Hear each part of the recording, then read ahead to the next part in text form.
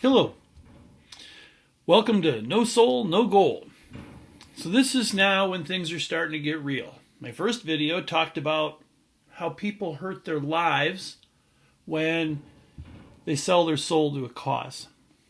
Second video is trying to share how you can determine who somebody's serving and what they treasure, what's important to them. This video, we're going deeper yet. We're building on those things. And this video should be the most eye-opening thing of them all. What is really going on? I don't think anybody has characterized this presidential race correctly yet. Is it a battle between Republicans and Democrats? Is it a battle between progressive ideology and conservative ideology? Is it a battle of race? Is it a battle of socialism versus democracy, capitalism versus communism? It's none of those, or it's all of those. But I can make it more clear soon. Things are happening differently now. Well, I shouldn't say too differently. I mean, they started, what I'm going to share probably started during the Reagan administration lightly, but then it's gotten bigger and bigger and bigger over the years to where it's out of control now. So we have to be smarter because things have gotten darker. Makes sense? So, let me start with one point. Some people will tell you that the president said you should drink bleach or inject bleach or maybe snort bleach. Okay, they haven't told you to snort bleach yet, but maybe they will. Or maybe they told you the president said you should drink Lysol or inject Lysol. Those are lies. He didn't say that. Now, if you believe that he did, look it up. Use the interweb and find out the truth. Listen to what the president did. What the president did was he kind of gave us a peek into how him and his team works. It was kind of beautiful, really. He just looked at his doctors and said, hey, we talk about disinfecting surfaces. I heard they were working on ways of disinfecting blood. And they were. 2 days before, there was a report where some college was trying to use ultraviolet rays that would kill coronavirus on a surface, maybe to kill it in your blood. So he's just prodding his team. He's pushing his team. He's looking at them. They're doctors. They're scientists. They're not stupid. He didn't tell anybody to drink bleach. This was the news media taking this inside look at how this team works, which is really a gift, and turning it into something very, very ugly. So anybody that tells you the president said drink bleach is lying. But they're doing more than that. They're trying to use this lie as a way of saying the president's crazy. Well, gee, maybe the president is crazy, you might ask. The president certainly is crazy. Well, this is where you have to get smart. If the president was really crazy, they wouldn't have to use lies to say he's crazy. They could use the truth to say he's crazy if he was really crazy. That means something else is going on here because this isn't the only lie being told. The president never said white supremacists are fine people, and he did discredit them. There's a lot of lies.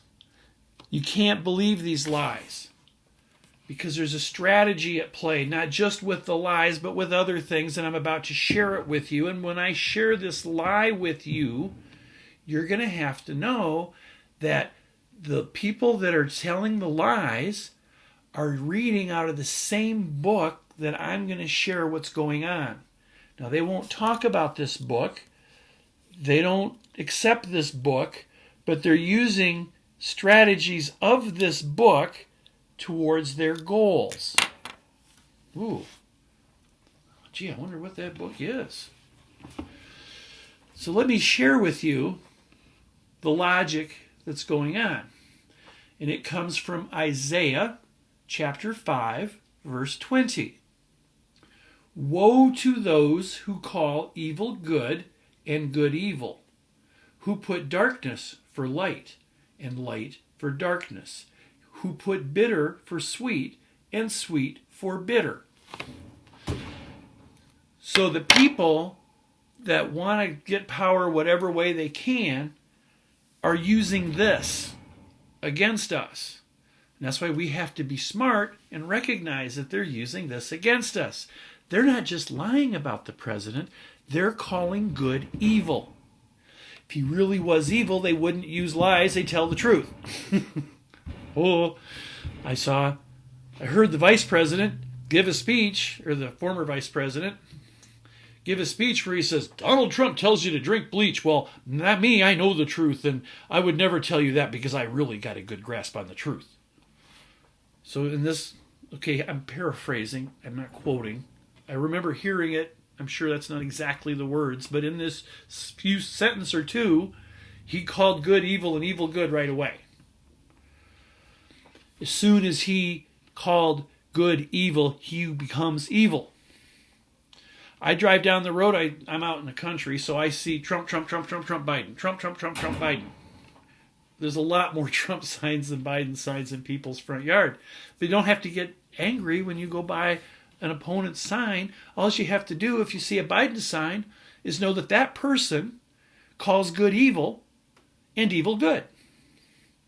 Because if you're supporting what the vice president, the former vice president, the candidate, the challenging President Trump, in his evil of calling good evil, then you're doing the same thing.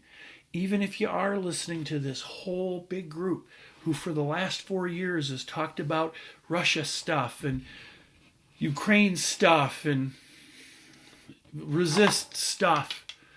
Oh, and don't forget about we were going to impeach because of an insensitive tweet. When you call good evil, you're taking a whole nother step into the darkness. Last May, the end of the month, there was an incident where people literally risked global thermonuclear war to be cute, to call the president evil. Even a former Secretary of State jumped on the bandwagon to do this. She's somebody that she told us we could trust her at 3 a.m. She told us that, well, her Secretary of Stateness and her life, if she watched the events like I have, okay, one of the events I'll share later in a different video, I was a few years after it happened, but any student of history, anybody who watches current events will know. Even this former First Lady, Secretary of State, presidential wannabe jumped on the bandwagon to help start thermonuclear war.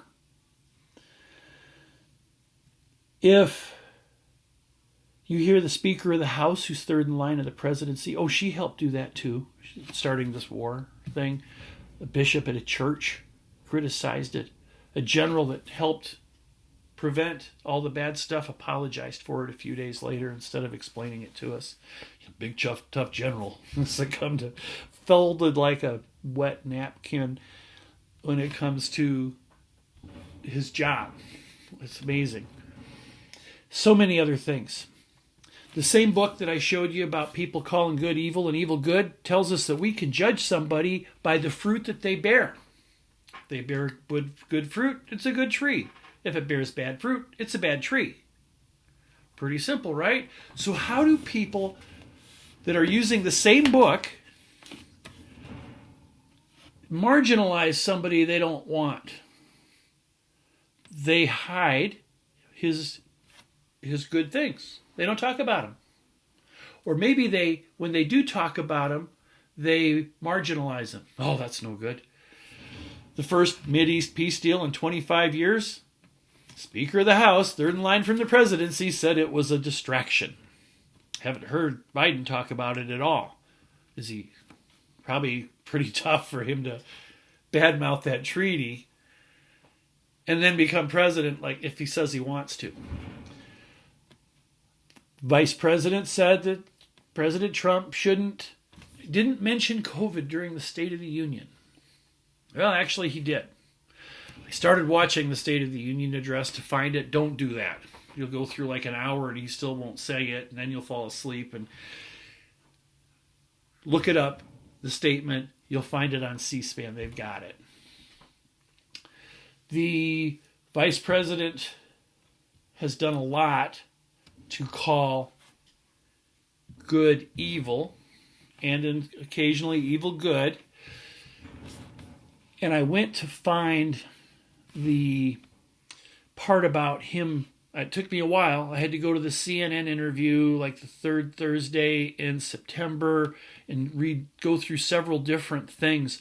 One of the things that I really got a kick out of, because I told you I'm a student of current events, I can see when a presidential candidate gives themselves an out for something. And while I was looking for this thing about Trump didn't say it in the State of the Union, I happened upon the former vice president, talking about fracking. Oh, I'm all for fracking. We got to get the natural gas out because we're not ready to go to full solar and wind yet. We got to use this until we're ready. He says, and by the way, I am going to seal off those leaky wells because with union people are going to do it. See, that was his out. Obama had a similar out. I'll look at coal. Is the election over yet? Yep. Don't like coal. I wonder if the vice president is elected, the former vice president is elected, if he'll decide that all the fracking wells are leaking and we need them all capped up. Maybe I told you I was going to do it. Maybe all fracking wells really do leak. I don't know. He left himself an out.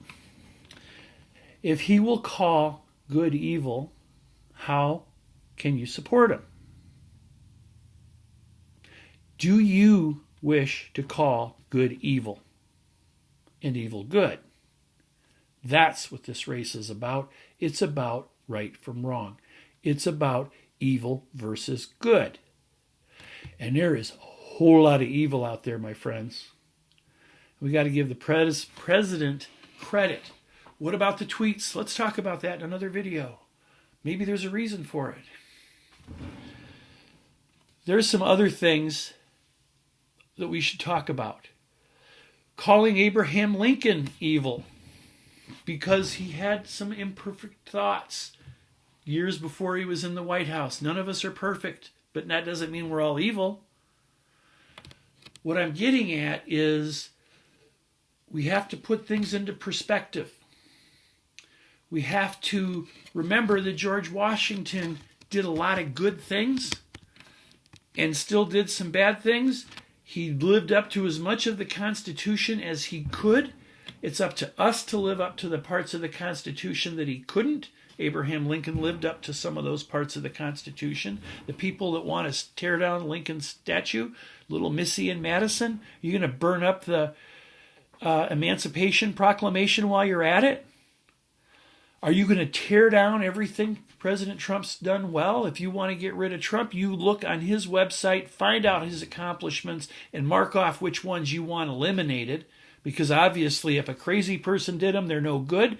And if you have a 401k and you want a new president, well, you want to turn that stock market right back down to 15,000 and something like it was the day before Election Day 2016, because that's what you're going to get. Oh, we don't want it 12,000 points higher? You know, I don't think even through COVID, the stock market's ever been as low as the highest Obama-Biden could get it. During the Trump administration, it's always been higher than that. Friends, pay attention. Watch yourself. Watch your soul. Thank you.